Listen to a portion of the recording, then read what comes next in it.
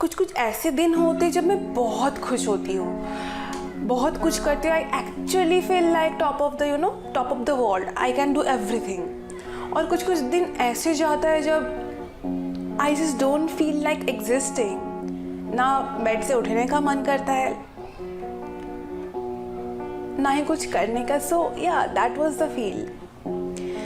ये मैं बहुत पहले से सेंस कर पा रही थी और घर वालों को भी ये पता चल रहा था, लेकिन उनके लिए ये था कि नॉर्मल मूड चेंजेस होते रहते हैं। सो यहाँ पे एक्चुअली हमारे अवेयरनेस कम होते हैं।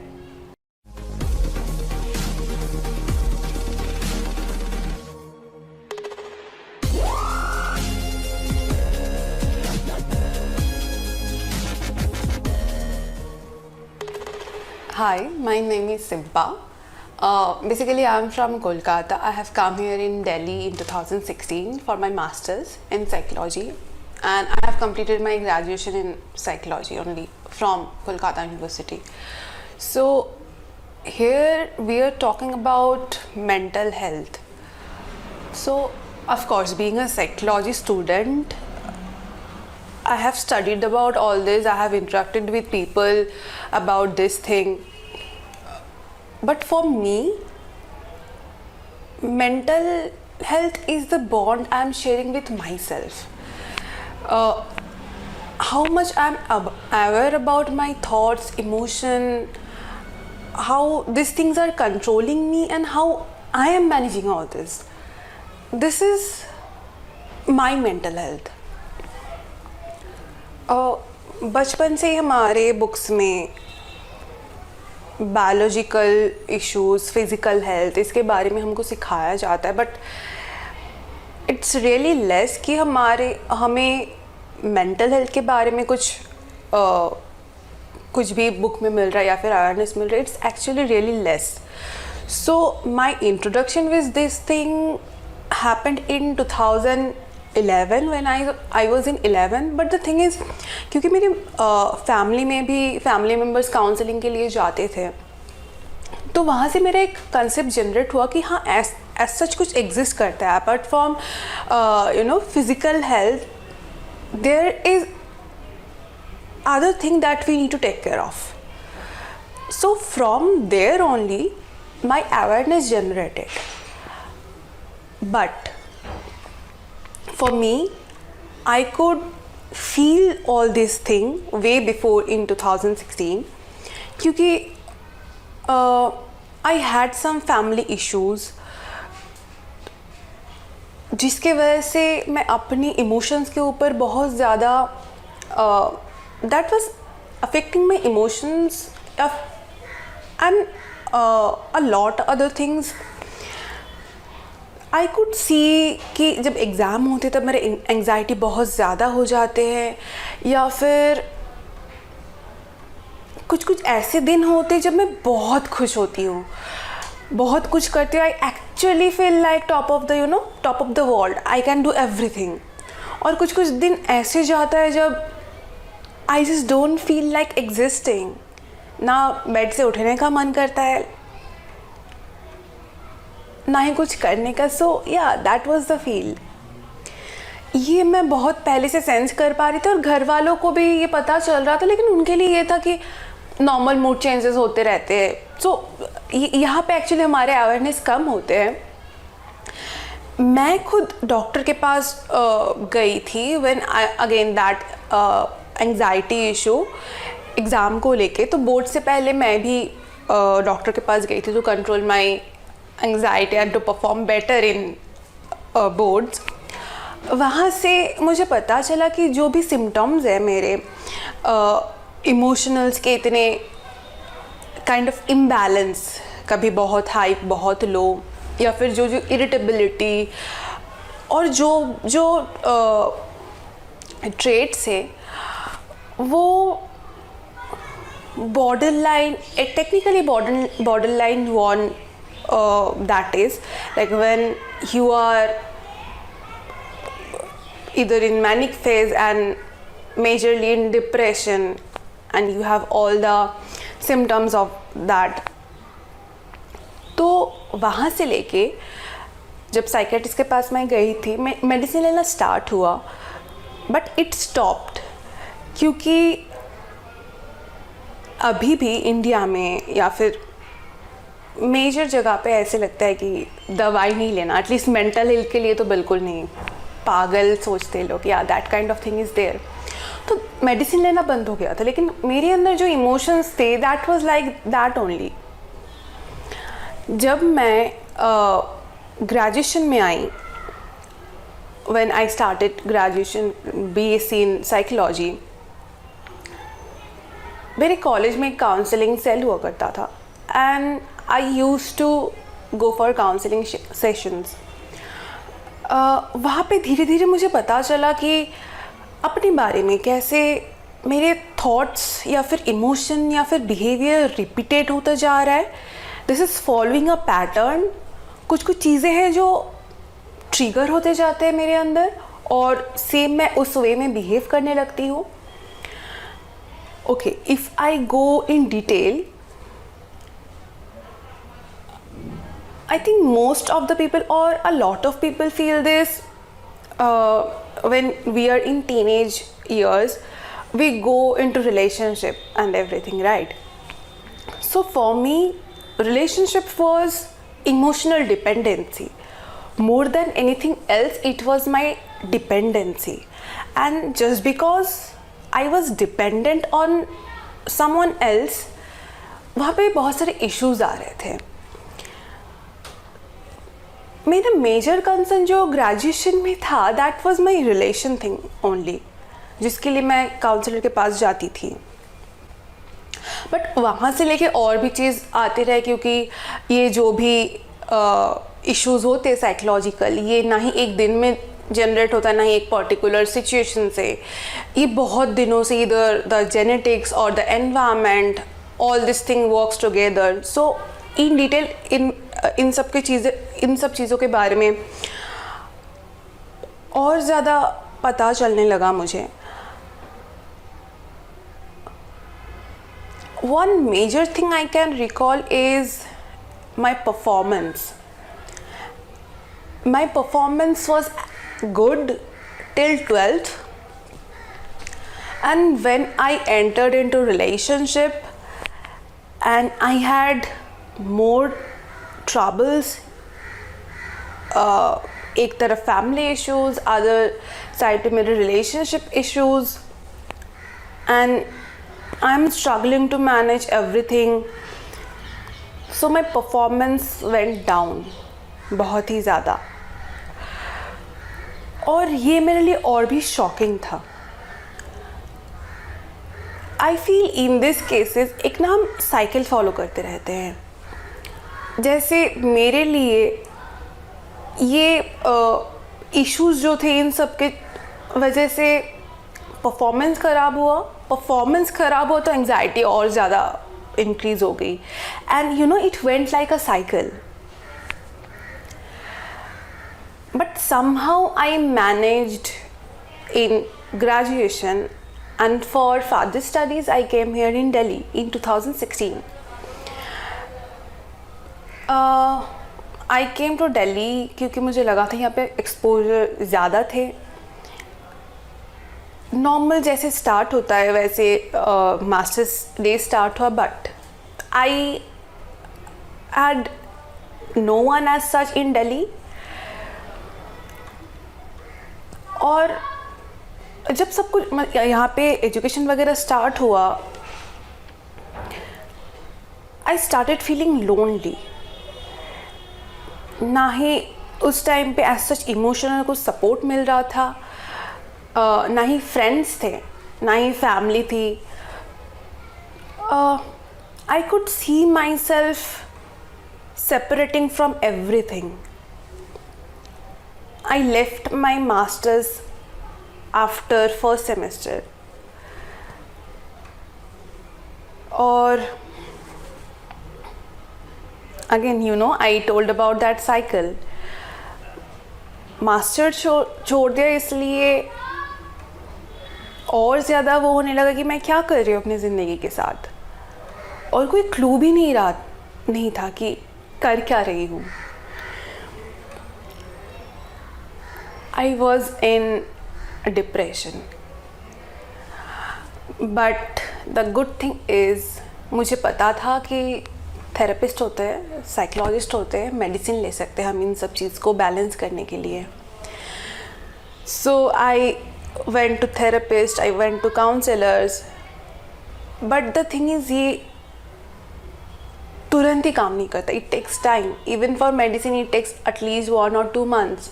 And in therapy or counseling it may takes months or years. 2016 के एंड में I had major suicidal triggers rather. 3-4 थे. और उस टाइम मेरे अपने कुछ रिलेशनशिप इश्यूज भी चल रहे थे. आई couldn't share anything with my parents. Even the जो मैंने ये छोड़ दिया था मास्टर्स में, ये भी मैं शेयर नहीं किया था घर वालों के साथ. I had breakup, so yeah, I started feeling more lonely.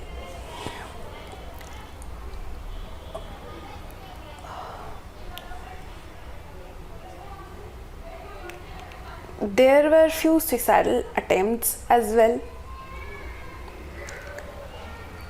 But the good thing is I was in medication and in therapy.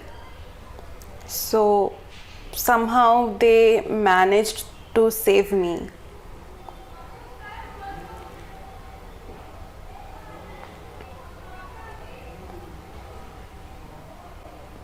There are a lot of guilts क्योंकि मैंने घर वालों के साथ ये सब शेयर नहीं किया था. There are actually a lot of emotions. Guilt, feeling unworthy, unloved, unwanted. I felt like I don't belong anywhere. क्या करना है कुछ पता नहीं था, कैसे करना है और भी नहीं पता था, क्या कर रही हूँ वो भी नहीं पता चल रहा था. But I can remember there are many days जब मैं रूम के लाइट्स भी ऑन नहीं करती थी, ना ही प्रॉपर खाना नहाना, and I used to sleep only. And sometimes I actually didn't feel like existing at all. That was actually a really turning point for me. I could see myself struggling alone. From then till now, there are only 2 constant figures in my life, and they are my therapist and psychiatrist. So they were there, but as I said, ये एक दिन में काम नहीं करता. मैं देख पा रही थी कि जब भी मैं स्टेबल फील करती हूँ, कुछ ऐसा दोबारा मैं कर लेती हूँ या फिर ऐसा हो जाता है, दोबारा उस सिचुएशन में मैं वापस चली जाती हूँ. It's like climbing and falling again and again. और ये देख के और ज़्यादा फ्रस्ट्रेशन कि कुछ नहीं हो रहा है, feeling like you are stuck in a situation.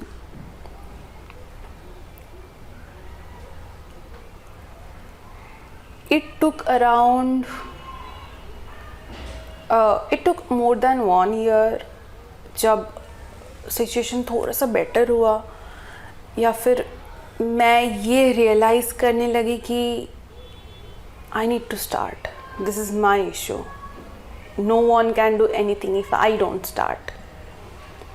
ये रियलाइजेशन भी एक दिन में नहीं हुआ था. It took many therapy sessions, जहाँ पे मैं बैठ के बस यही बोलती थी कि मैम कुछ हो नहीं रहा है.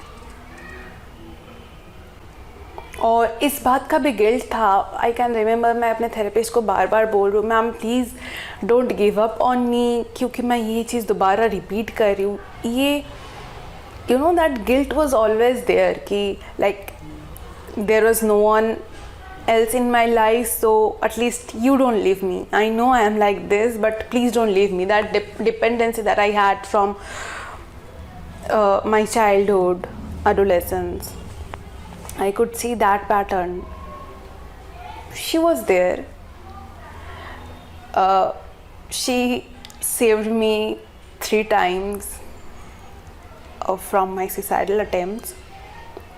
So yeah, she actually has been a major part or major role in my life.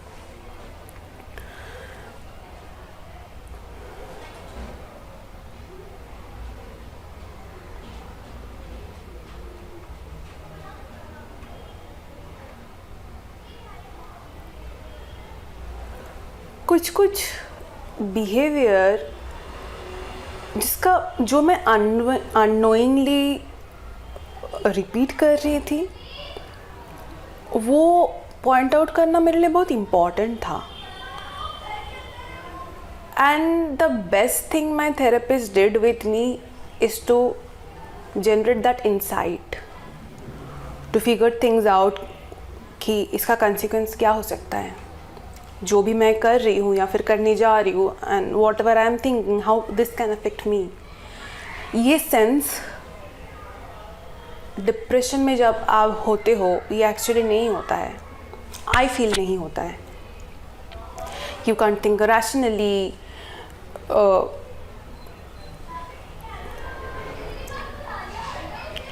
ये चीज़ जो मिसिंग होता है, that was the thing that my therapist generated in me.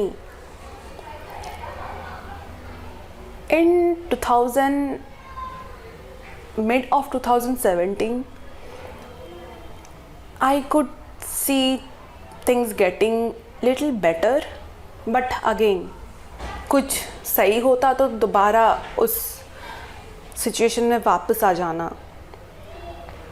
But I kept struggling.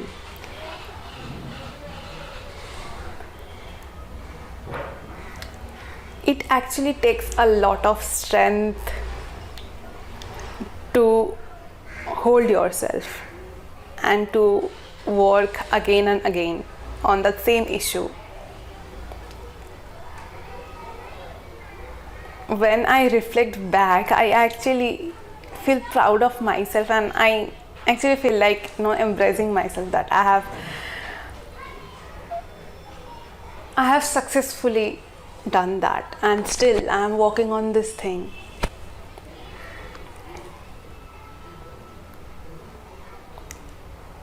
The things, the emotions, the thoughts, that is still there, but the intensity, that I think less now.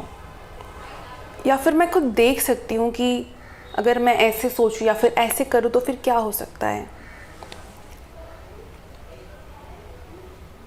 There was no particular day when I decided to get up and start walking, but it was constant effort, actually, mutual effort of me and my therapist. सब thoughts note down करना, being aware of this, क्या सोच रही हूँ. When we feel negative, हमारे thoughts हमारे emotion के साथ बहुत connected होते हैं. When we feel negative या think negative, again it goes like cycle. Identifying that thing is really important. I start noting everything. I start noting my emotions, be it good and bad. और मैं कैसे react कर रही हूँ, कैसे behave कर रही हूँ, that too I started noting, ताकि मैं दोबारा वापस जाके देख सकूँ कि मैंने क्या किया था और उस चीज़ का consequence क्या था, so that I can do better next time, या फिर दोबारा मैं उस चीज़ को repeat ना करूँ.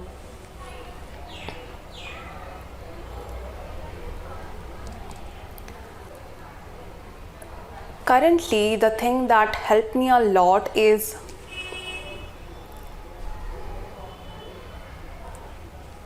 affirmation the belief that I can do better, if I have survived this long, I can definitely survive more. I have this strength.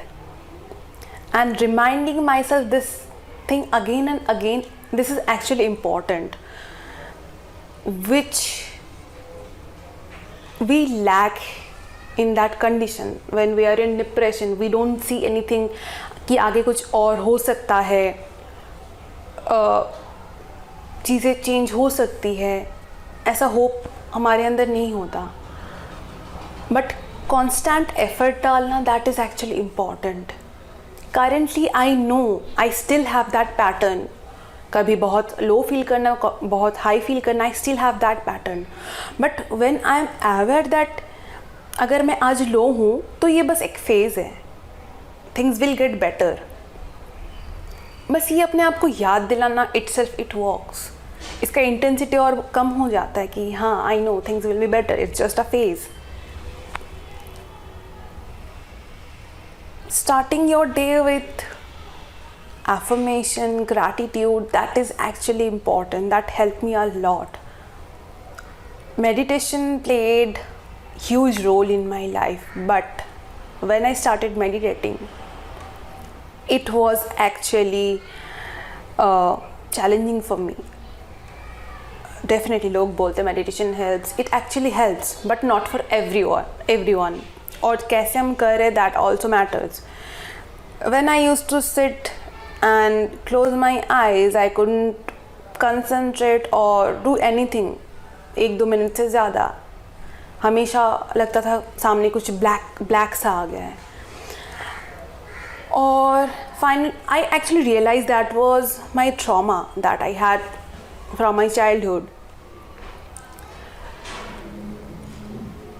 It took some time for me to sit with that black thing, telling that part that you are part of me, I will take care of you.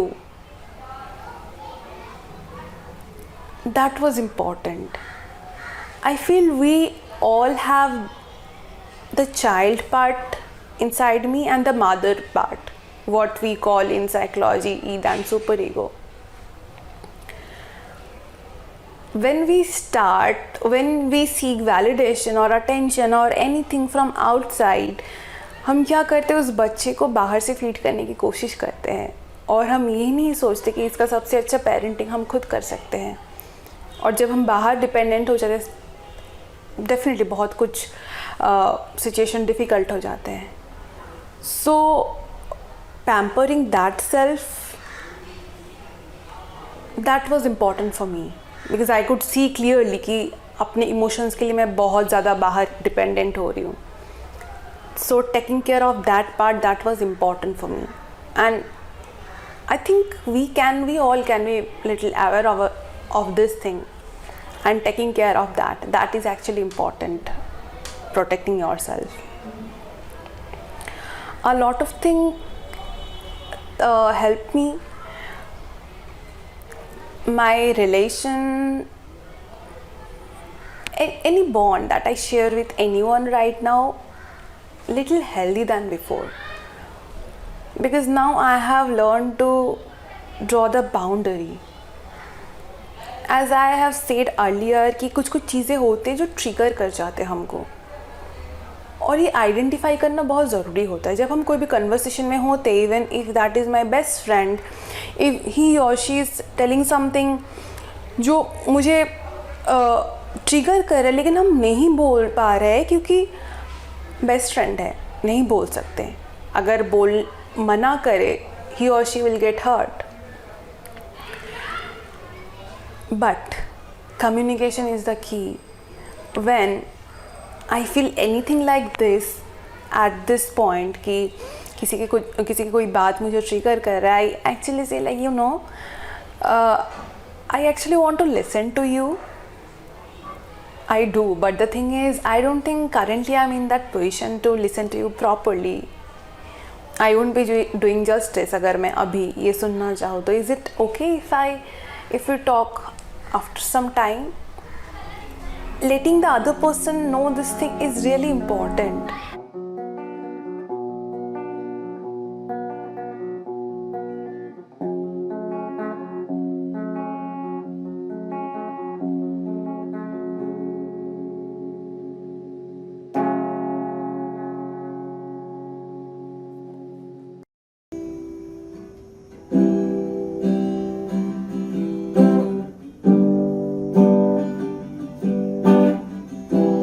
It didn't come so easy. It was hard enough, but I fought through it. Now I am tough, but it paid off so well. I don't feel hurt anymore. I have seen no hell. I have seen no snow. But an ocean has become so calm, and I'm strong, and I'm strong, and I'm strong, and I'm strong, and I'm strong.